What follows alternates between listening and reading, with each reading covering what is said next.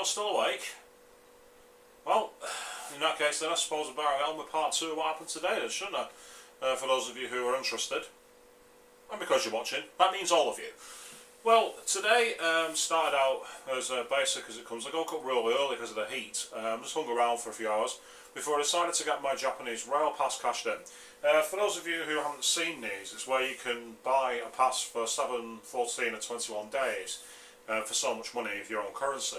And then you can basically have unlimited travel on most train lines. There are some limitations, like on the bullet train you can't use the ultra-fast Nozomi line, and you can't use the Metro Underground, you can't use that either. But for the main train company, you can go pretty much anywhere you like. So you have the whole key to the country.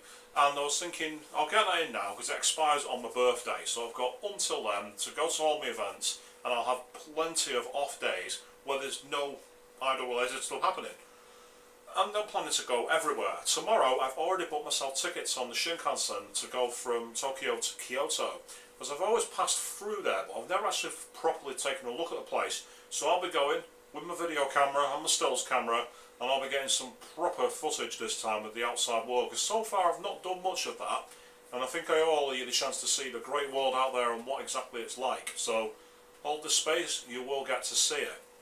Now, off the top of this, one of the things I wanted to get since I come over here is I like a member of Monimizume called Fukumura Mizuki, or Mizupon, or Huku-chan, whatever name you call her, fine by me.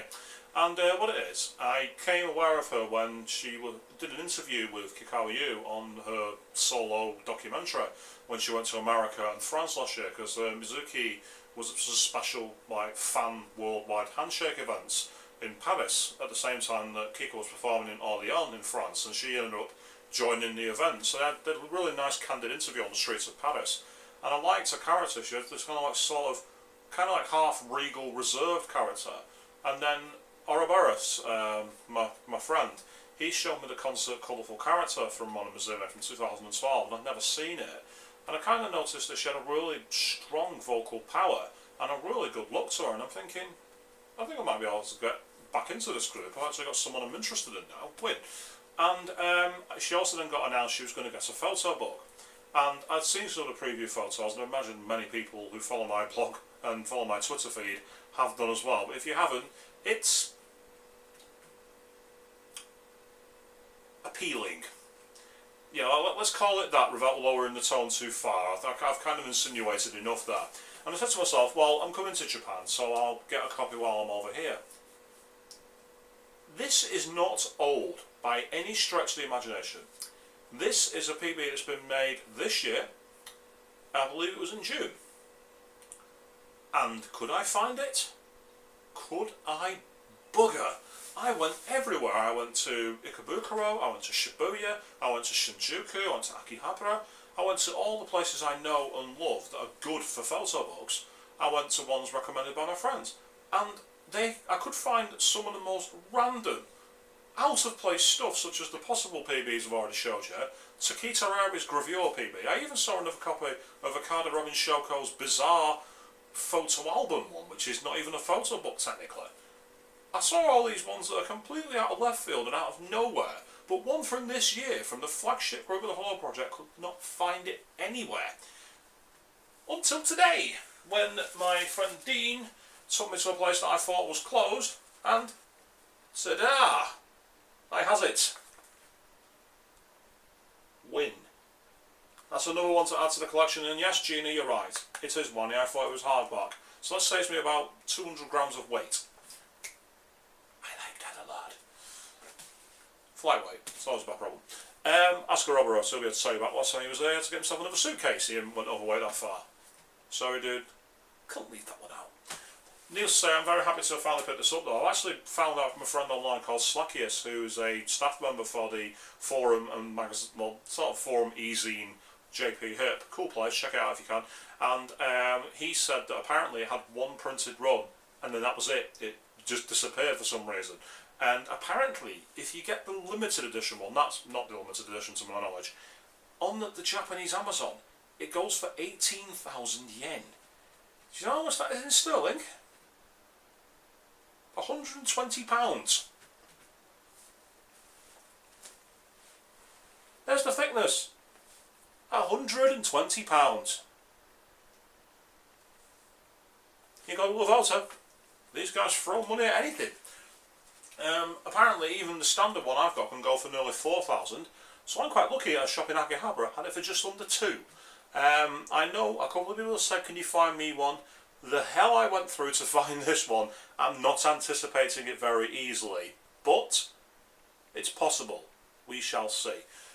So that was a really part of the day, because I've been walking through towns boiling hot, and me and Dean finally found what we were looking for, so we just decided to go and troll the rest of Akihabara. I went into one of the arcades for the first time, not been back there for ages, played Outrun 2 SP, one of my favourite arcade games. Got onto the leaderboards, but I'm nowhere near the top. I'm too far out of practice.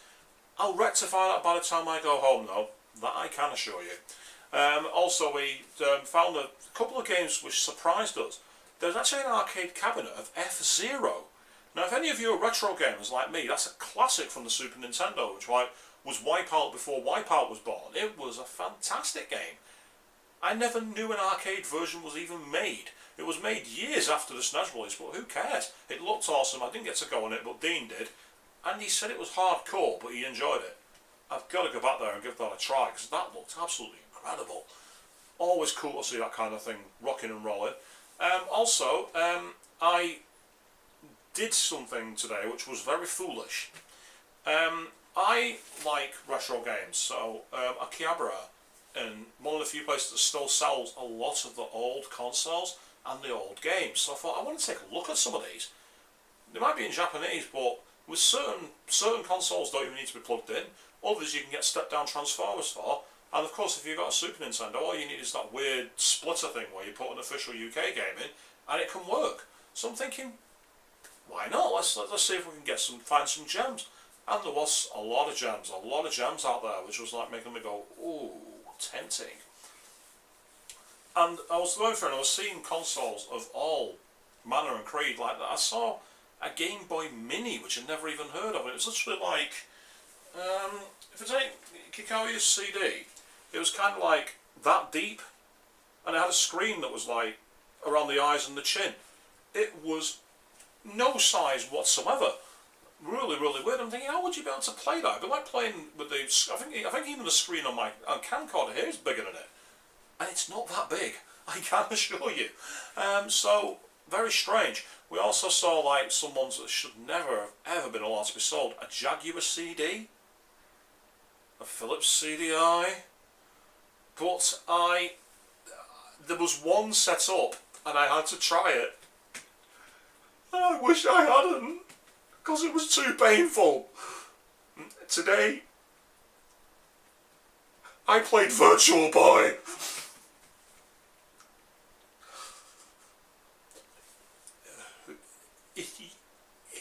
If you don't know what that is, stop this video and do not watch. Do not watch it, do not research it, do not look at it, do nothing. Erase it from your memory and fast forward about 5 minutes if the tape's still running. Do not acknowledge.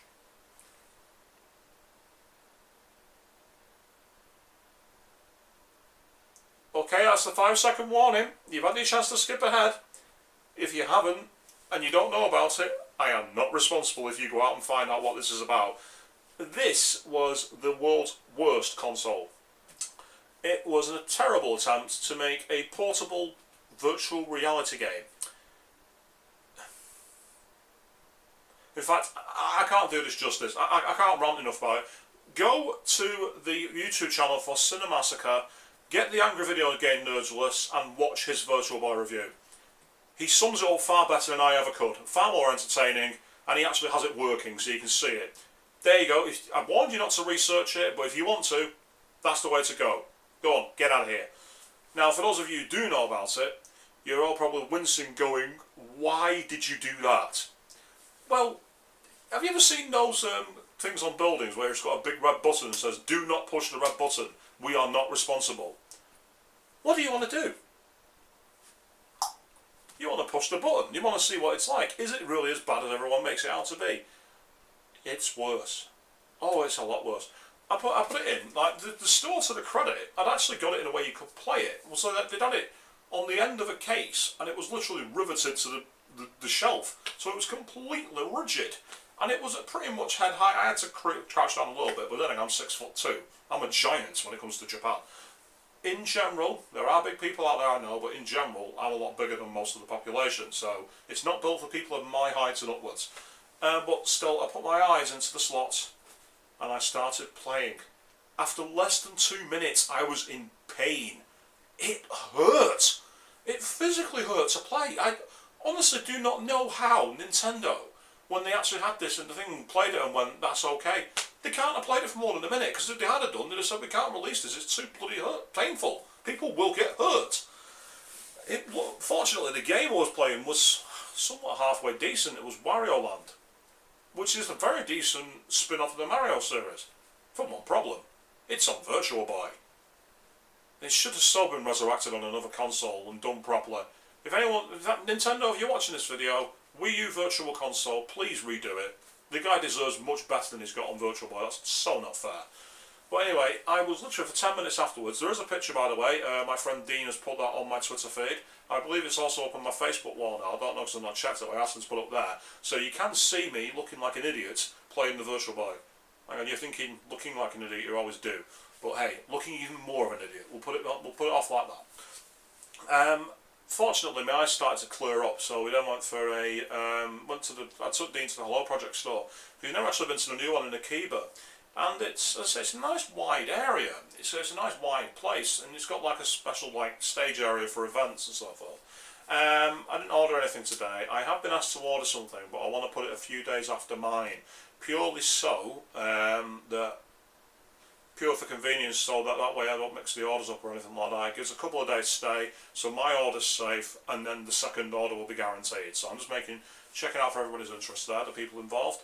After that, went for a quick, like a curry burger thing in, I can't remember what it's called now. It was Beyond Venice. It wasn't Caesarea, it was some kind of place, but it was surprisingly nice, cheap as well. It was like 500 yen, and it was really, really filling. So if you get the chance in your Akihabara, it's literally around the corner from the Hello Project stuff.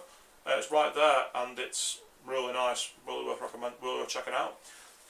After that, me and Dean hung around for a few more hours, like hitting up the idle stores. Dean also wanted to get a back for he's got an Alienware laptop, and he kind of damaged it.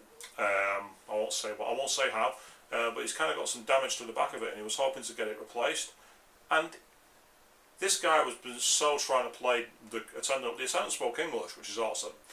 And he's there going, yeah, well, and it's like throwing off numbers and code words and all this kind of stuff. And I'm thinking, is Dean trying to be a mystery shopper for Dell here? What the hell are you doing? You just say what you want. And afterwards he said, I wanted to be sure if he knew what he was talking about. And obviously he does, but he doesn't want to repair my computer. He wants me to buy a new one. Yeah, that's pretty much how they work as far as I understand. The thieves.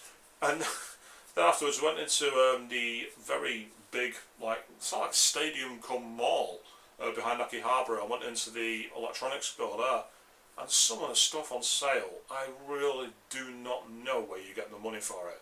I tried on a pair of headphones, and they were wonderfully comfortable, really snug, really good at blotting out noise, fantastic basic equipment. I could have my phone's MP3 player on half volume, and I still couldn't hear myself speak properly. It was really awesome headphones. For 19,000 yen. Seriously, who's going to spend that kind of money on a pair of headphones? I just don't understand people who do it.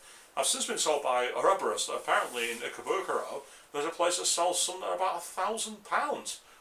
Seriously, where do you people get your money, and why don't you find something useful to spend it on? I can do so much more with £1,000 than buy a bleeding pair of headphones. Come on. I really don't get consumerism, son. I really don't. But the next thing we saw is they had these big TVs, and I'm talking like massive, fuck off 60 inches. And they were amazing. Oh, rest assured, we watched like demo footage of 2 classical performances, and you really felt like you were in the front row. It was that clear. But again, it was something stupid like £5,000 for a TV. I'm thinking, I could buy a car for that. Why would I buy a bloody TV? I'm guessing that, it's aimed at the high rollers, and that's fine. The high rollers can enjoy it. But if that's the case, why is it in the middle of a town where everyone has access? That's like, for instance, in my hometown, there is actually a Lamborghini garage. I am not making that up. In my town where I live now, there is a Lamborghini garage on the bus route that everyone uses to get the bus. But if you go up to this Lamborghini garage, there is a button to press for attention. You don't just walk in, you get invited in. And that's the kind of thing I would have expected for these kind of high-level goods. But nope, you could just walk in, sit yourself in front of them, and go, well, maybe. I mean, there is like a year's rent and my kids' education fees. But on the flip side, there's that Cinematic TV, which is like the Blu-ray discs. Just not going to happen, is it? There's no way that's going to happen. After that was the event with Kika, and I've already vlogged about that, so that's pretty much the end of my day, really.